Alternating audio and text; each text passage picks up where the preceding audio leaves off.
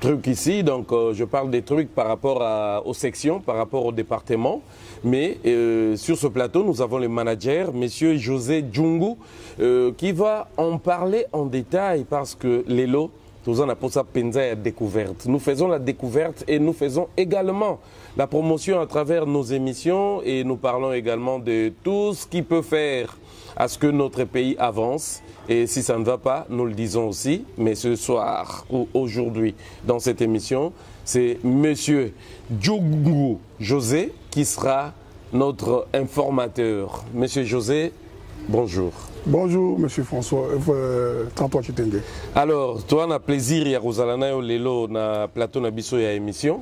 Et nous sommes dans un cadre, oh, bah, téléspectateurs, bah, on a déjà pas trop de commentaires, mais Tonitoyeba, Formosa. Formosa, Tozomona, hôtel Formosa, Nganataba, Formosa, piscine Formosa, salle de jeux Formosa, restaurant Formosa, salle de fête Formosa et membre Belé, bientôt club Formosa. Donc boîte de nuit. Qu'est-ce qui se passe au juste? Bon, qu'est-ce qui se passe au juste? C'est un fait normal. C'est à l'initiative d'un monsieur qui s'appelle Joachim Mavungu Tiku, qui s'est dit qu'il y avait quelque chose qui manquait dans la ville de Matadi. Et il a commencé par le complexe hôtelier et il a constaté qu'il manquait quelque chose et il a continué avec sa piscine, avec le restaurant, on a la salle de fête, le salon VIP, espace jeu pour enfants et Kalamingité, Tozo inauguré Night Club Formosa qui sera encore pour le plaisir des Matadiens et de tous les visiteurs. Alors, ce sont les affaires, il faut qu'on se les dise, mais Nandenge Tozo Zalela, est-ce que Ville Yamatadi est prête à Koyambaba diversité au besoin? Dans le début, c'était très difficile, très compliqué même, parce que le Matadien n'était pas encore trop accroché à de telles aventures, entre guillemets. Mais ça fait un bon bout de temps. La cosmopolité de la ville, vous savez, mais la ville est beaucoup plus fréquentée par des gens qui viennent de Kinshasa, qui viennent d'ailleurs, avec toutes ces rencontres internationales, toutes ces rencontres interprofessionnelles. Il y a beaucoup de gens qui amènent la culture d'ailleurs vers ici. Et ce qui fait que maintenant, le Matadien lui-même a pris les responsabilités, ça marche. Au début, c'était très difficile, comme j'ai dit, mais si ça marche. Ça marche. Et ça marche. Bateau Bayara Matadi. Bayaka Nengenini. Est-ce que Moutounio Sozoya Matadi a déjà un confort, a déjà un luxe? La plupart des visiteurs sont déjà au niveau du luxe. On sent vraiment que le pays a évolué parce qu'il y a beaucoup de gens qui viennent, qui sont surpris de temps en temps par la qualité du service, par ceux qu'ils rencontrent dans d'autres grandes villes, qui ne sont même pas les nôtres, et qui se retrouvent facilement, et qui nous lancent toujours des éloges à propos de ça. Et c'est là, en fait, au retour, vous le recevez comment? Quand il y a des éloges, ça endurcit la tête des fois. Hein? Vous le recevez comment, généralement? Nous avons pris le comportement du boss, c'est l'humilité. Alors, qui il est? D'où vient-il? Monsieur Mavungu. Monsieur Mavungu, d'où vient-il? Il est moi la Matadi. C'est un monsieur né à Matadi, grandi à Matadi, et qui a commencé ses affaires à Matadi, et qui est le patron de la société New For Service. Il ne fait pas une publicité, mais c'est ça la société mère. Et c'est cette société-là qui a engendré l'hôtel Formosa. Et aujourd'hui, député national. Député national, président de ASVT, Matadi. Et c'est ça, à cause de ça que ça a amené même à faire le stade Mavungu aujourd'hui, qui est à 21 km d'ici. Le stade Mavungu. Oui. Vous en êtes très fier également. Trop fier. Alors, vous êtes le manager de Formosa. Oui. Vous êtes le manager de Matadi ou également de... On a Formosa encore où? Nous avons Formosa à Kinzamvouete. Oui, Matadi, Kinzamvouete. Nous avons... Bon, il n'aime pas qu'on appelle ça Formosa, mais nous appelons ça Stade Mavungu. Ça se trouve où? Ça se trouve à Sanda. À Sanda. Oui. À 21 km À 21 de la km, ville de c'est Matadi. plus grand que ça d'ailleurs. Ah bon. Oui. Vous avez là-bas 2 terrains de football, vous avez une salle fitness, vous avez 29 chambres. Et vous avez les plantations d'ananas où vous pouvez passer vos journées là-bas et c'est tellement beau, c'est gai. Alors vous êtes manager Je suis Matadi manager ou de la de chaîne Formosa en général? De la chaîne Formosa. Chaîne Formosa. Oui. New For exclu. Nous, faut exclure, je ne connais rien d'eux. Ok. Alors comment vous fonctionnez? Bon, nous fonctionnons comme dans une structure normale. Ce que nous nous apportons plus, c'est l'expertise dans la vente et dans la promotion du produit Formosa. Ça signifie quoi? Vous avez quelqu'un qui a mis l'argent à votre disposition et vous devez savoir le fructifier. Évidemment, il met les moyens pour que nous arrivions à faire la promotion de Formosa. Et là, je ne peux pas livrer certains secrets de la manière dont nous pouvons, mais tout ce que je vous dis, qu'il y a certains moyens qui mettent à notre disposition pour que nous soyons comme un poisson dans l'eau, dans notre métier. Et vous êtes là, vous êtes manager, certainement que vous maîtrisez bien la ville. Avant Formosa? Avant Formosa, je suis le promoteur de Chaudron. Chaudron. Ouh, ainsi tant parlé par le Matadien et les visiteurs de cette ville. Oui. Et vous avez quitté pour apporter votre expertise chez Formosa. Il y a un plus chez Formosa. On ne voit que là, on paye mieux. On voit que là, on paye mieux. Tu ne peux pas rester quelque part parce que tu es connu, parce que tu... Non, il faut aller là où aussi on se retrouve. Si on se retrouve dans une structure où on nage facilement, on ne se noie pas à n'importe quel moment, on y va.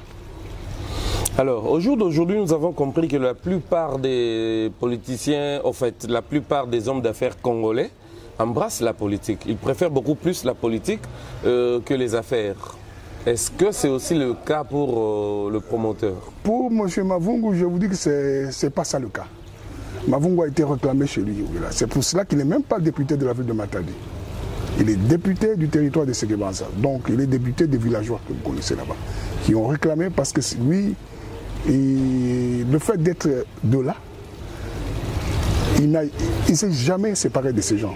Même quand vous êtes ici, vous allez voir à tout moment, vous posez la question, on vous dit le patron est à Sanda. Vous posez la question, non, il est à Séguébanza. Non, il est à Kinza. Oui. Il ne va pas pour ses affaires, mais il va rendre souvent visite.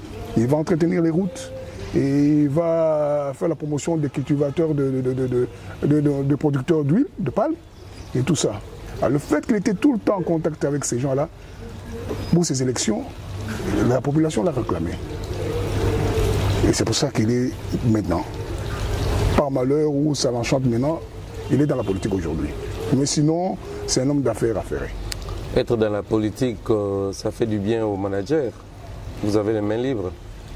Mains libres par rapport à quoi? Par rapport à la façon de travailler, vous n'êtes pas trop surveillé, il n'y a pas trop de regards sur vous. Vous nagez comme un poisson dans l'eau, oui, comme vous venez de le dire. C'est pas l'eau de l'aquarium, c'est le fleuve qui est juste à quelques pas d'ici. Juste à côté, oui. Mais il a un système qui m'arrange beaucoup.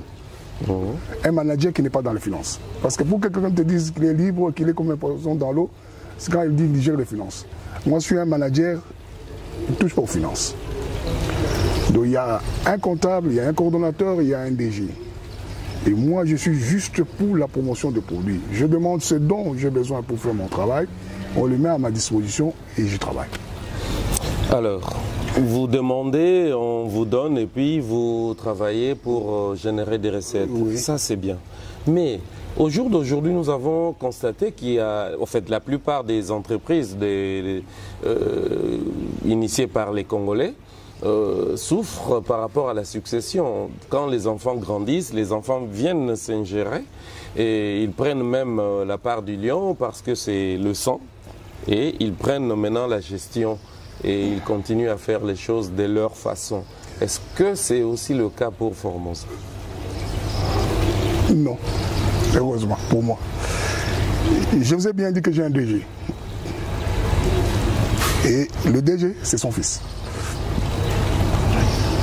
Nous travaillons normalement sous l'impulsion du général manager, donc lui-même. Donc toutes les instructions que je reçois, de la part de mon DG, je comprends que ça vient de lui. Nous travaillons sur un canevas de décisions déjà bien établi. C'est ça, il ne faut pas attendre que le boss tombe ou chute et que l'enfant vienne encore impliquer. Non, non, donc avec Formosa, ce sera la continuité de sa politique. Parce qu'il travaille avec son fils, il dit ça, ça ne se fait pas, ça, je traite ça comme ça j'arrange ainsi. Et c'est comme ça que je pense à la longévité vraiment totale de Formosa. Je crois que c'est un truc qui va vraiment perdurer. Vous travaillez avec des fils qui ont étudié Oui. ou formé dans l'État? Non, qui ont étudié dans un autre domaine, mais qui est rentré maintenant aux études pour apprendre un peu ce domaine dans lequel il est. Alors, en tant que manager, oui. Quel est votre côté le plus positif? C'est d'être avec le promoteur ou de travailler avec cette grande équipe? C'est de travailler avec cette grande équipe, parce qu'un manager n'a jamais travaillé seul. Un manager, c'est un esprit d'équipe, c'est d'ailleurs ce qu'on appelle en termes techniques, c'est une collaboration horizontale dans le management. Si vous avez une collaboration verticale, donc ce sont les instructions qui arrivent, qui tombent et vous ne savez pas faire. Un manager travaille dans une structure, aisément dans une structure où il y a une collaboration. C'est-à-dire, je donne à 33, 33 me donne et j'évolue. Il ne faut pas que je travaille comme un robot. Le boss a dit, le DG a dit, non. José, par rapport à telle situation, qu'est-ce qu'on fait? On fait ceci, on fait cela. Non, non, non, non. Arrange et ensemble, on a une idée et on évolue. Alors, c'est là où ça m'arrange. Vous connaissez la ville? Très bien. Vous avez déjà travaillé ailleurs? Oui. Dans la ville? Oui. Et comment voyez-vous Formosa au jour d'aujourd'hui? S'il faut un classement quelconque, comment pourriez-vous classer l'hôtel Formosa par rapport à la ville? Par rapport à la ville, je suis très fier. Et je n'hésite pas pour vous dire que par rapport à la ville, Formosa tient tête. C'est-à-dire, les gens ont l'idée de l'ancienne Formosa quand monsieur apprenait aussi un peu l'hôtellerie. Parce qu'il était dans d'autres affaires. Oui. Mais on a fermé Formosa pendant au moins 19 mois et on a retapé, on a rouvert et il est rentré dans les normes et dans les structures de travail, structures d'hôtellerie. Oui. Et je suis très à l'aise, nous avons le niveau qui représente valablement la ville. S'il faut parler seulement de la ville, Formosa peut être un hôtel de combien d'étoiles? Si par de la ville? Oui. 3. 3 étoiles. Oui. Et s'il faut parler, voir Formosa en termes de province, comment classez-vous Formosa en termes de province? Là, s'il faut parler de la province du Congo central en général. Là, il faut attendre que le ministère national nous le signifie. Et sur le plan provincial, il faut attendre le ministère? Non, le national, il faut attendre le ministère. Oui, et s'il faut parler de la ville de Matadi, vous vous donnez 3 étoiles? Oui, c'est eux-mêmes, la division. La division. Maintenant, il faudra attendre que la hiérarchie au niveau national. Alors, comment on fait pour structurer? Vous êtes manager, 3 étoiles, par rapport à quoi? Qu'est-ce que vous savez qu'en hôtellerie, il y a ce qu'on appelle la structure de base. Chaque structure de base fait une étoile. Vous savez, une piscine fait déjà une étoile. Une piscine seule. Une boîte de nuit, ça fait une étoile. Et il y a une étoile qui vient par la qualité par la qualité des produits qu'on trouve dans les chambres. Donc vous avez la climatisation, vous avez les frigos, vous avez tout cela joue. Les frigos équipés ou non équipés? Équipés ou non équipés, ça fait aussi des toiles différentes. Je peux vous mettre un frigo, mais quand les gens vont venir, il n'y a rien là-dedans, on sait me classifier. Mais il y a des étoiles quand vous entrez, des hôtels quand vous entrez, vous trouvez un frigo bien équipé. Donc c'est par rapport à l'étoile qu'ils ont. Alors, qualitativement, oui. Qu'est-ce que vous avez dans vos chambres sur le plan qualitatif? Parce que si on parle des étoiles, oui. On nage sur le plan international. Oui. Alors, Les étrangers logés ici s'y retrouvent? Vous en êtes sûr? S'y retrouvent par rapport à leur niveau. Chacun a son niveau. C'est comme ça que vous avez ici. Chez nous, nous avons 3 niveaux. Nous avons les chambres à $80. Donc, quelle qualité? S'il faut parler de qualité au lieu de parler des prix. Oui. Oui, chambre, nous avons trois qualités de chambres. Oui, nous avons lancé la première catégorie. Oui. Il y a la deuxième catégorie et la troisième catégorie. La troisième, c'est VIP. C'est VIP. Vous avez Qu'est-ce qu'on trouve dans le VIP? Vous avez un balcon avec salon, vous avez la chambre avec frigo, de temps en temps équipé et tout. C'est comme si vous étiez chez vous dans un studio. C'est du genre présidentiel parce que nous voyons il avait l'intention de faire du genre présidentiel, mais on n'a pas beaucoup d'espace. Parce qu'une chambre de genre présidentiel, il faut vraiment de l'espace. Alors, dans vos chambres, quelles sont les qualités que nous pouvons retrouver parmi les catégories? Parmi les catégories, dans les chambres, troisième catégorie. Première, deuxième, oui, troisième. Première, deuxième, la première catégorie, vous avez des chambres normales, avec la climatisation, réfrigérateur et tout, mais c'est différent par rapport à la deuxième, comme c'est différent par rapport à la troisième. Ok, vous avez des douches, des baignoires? Des douches avec système de chauffage d'eau, donc on ne se lève pas de l'eau froide ici. Et pour des gens qui ne s'élèvent pas, des personnes vivant avec handicap, ils peuvent se retrouver facilement quand ils sont dans vos chambres. Il y a aussi des chambres réservées aux personnes Nous, on n'a pas encore pensé à ça, mais nous pensons quand même aux chaises roulantes pour les personnes vivant avec handicap. Qui peuvent vous amener jusqu'au au-dessus. Là, il faut avoir aussi des ascenseurs.